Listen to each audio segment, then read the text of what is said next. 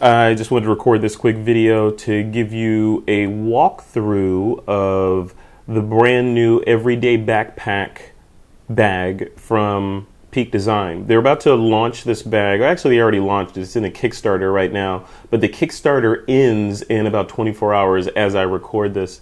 It is Thursday at 5:30. I believe it ends tomorrow, Friday at 5 p.m. Pacific time.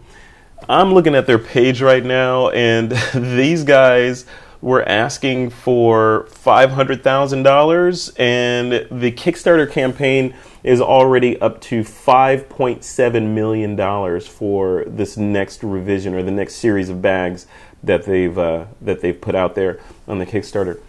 So so if you want one of these bags, I'd probably go to the Kickstarter and get in on it, because those people will get them at the lowest price that they'll ever be available. They were telling me that once the Kickstarter closes tomorrow at 5 p.m. September 9th, then it will they'll start taking pre-orders, or they'll move into the pre-sale mode, and they're going to run that through a service called Indiegogo. So you'll be able to purchase. You'll be able to get. I think it'll be the regular retail price, but you'll get your bag before everyone else and before the whole limited supply thing happens.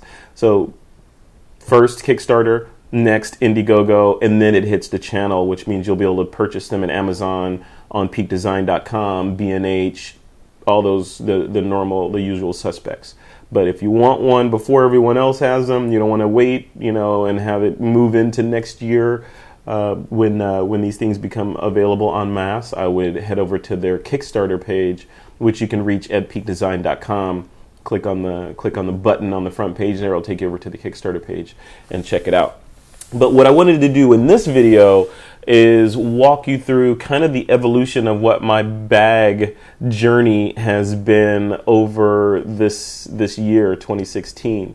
So when Peak Design first kicked off their whole bag adventure, they started with this bag. This is the Everyday Messenger 15-inch model. This bag has been around literally around the world with me. I've taken it to Vietnam, I've taken it to Europe, I've taken it to Mexico, I've taken it to Canada. So basically all over North America, or a lot of North America, and over in Vietnam as well. I've been rained on, got caught in rainstorms with this thing. Everything was perfect. So this is a great bag. It still looks new, aside from some normal wear and tear on the bottom there. It's still awesome, and I will still use this bag. But then they came out with this guy. This is the same thing, only smaller. So this is the 13-inch. That was a 15-inch.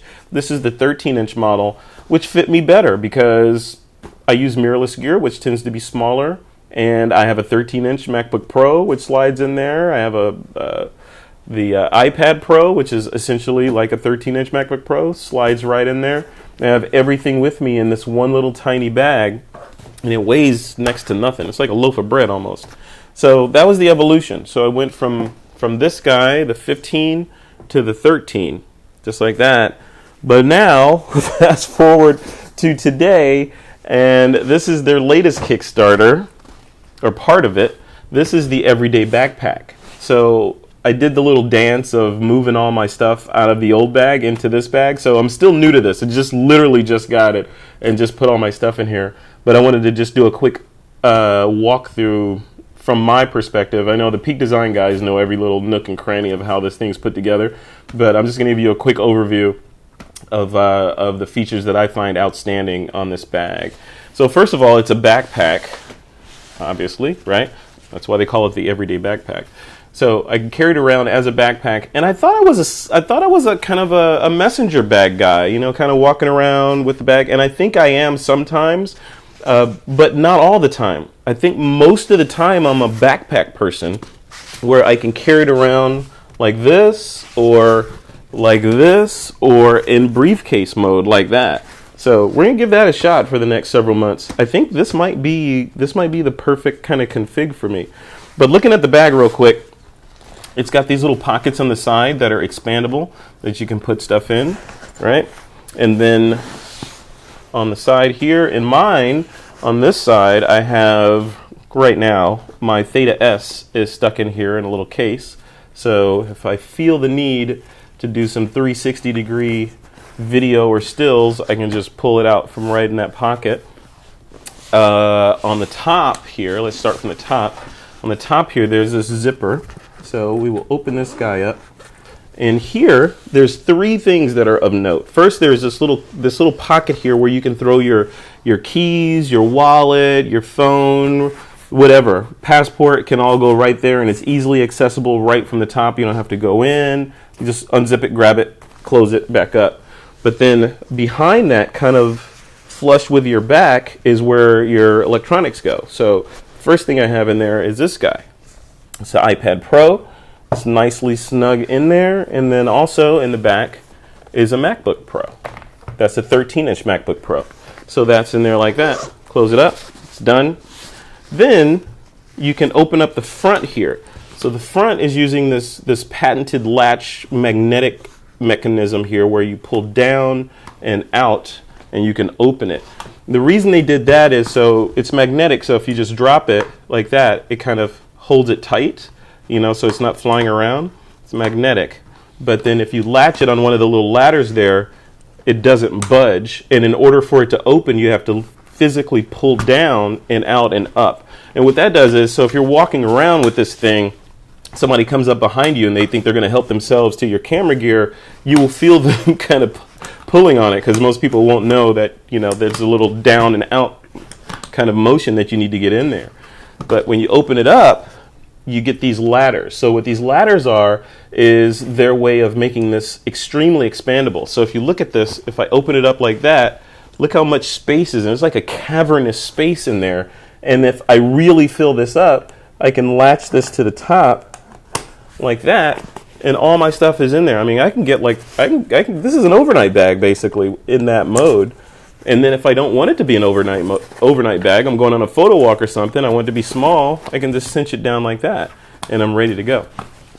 So in the top here, what do I have currently? Like I said, this is the first time I've loaded this thing down, but there's my Beats headphones that are in there. And I have another product that they make. This is called the Field Pouch. So in my Field Pouch, this is kind of important, because in the Field Pouch, I keep my all of my audio gear is in here, like my digital audio recorder, my headphones, my power adapters for the MacBook Pro and for the iPad, all that stuff, all those little bits, or as Peak Design would call it, digitalia, are contained in this little bag. That way I can move from bag to bag and I don't have to worry about, oh, did I bring that thing? Did I bring that cable? Whatever. It's all right here, and I just kind of throw it in whatever bag I'm going with. And right now, that's all I have in the top part. But then if you look over here on the side, that's one of the cool things about this bag is you can access, like both sides open up. So it's kind of cavernous from both sides. It's almost like a pass-through. So it's got these cool dividers in there. So I can configure one side independent of the other. Like in this side, this is the main side, I have my, kind of reverse here. Oh, so here is my Panasonic Lumix GX8, and I have one lens right there that I'm using. And then right here is the Field Pouch. So that's right there, accessible. And then in the cover here, the lid, that opens up as well. And in here, these are my memory cards and all other little doohickeys that I need safely away in the lid there.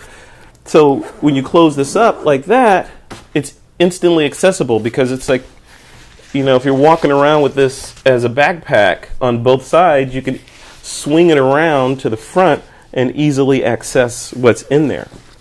So that's that side. On the other side, so on the other side I have nothing. So I could configure either side of this thing independent of the other side. So one side is for photography, for example. The other side, I could still put lenses, but my lesser used lenses could go on the other side.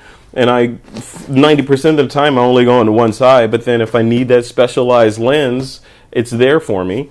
And that's pretty cool. I mean, I like the way this thing is put together. There's a couple of other cool little details they put on here.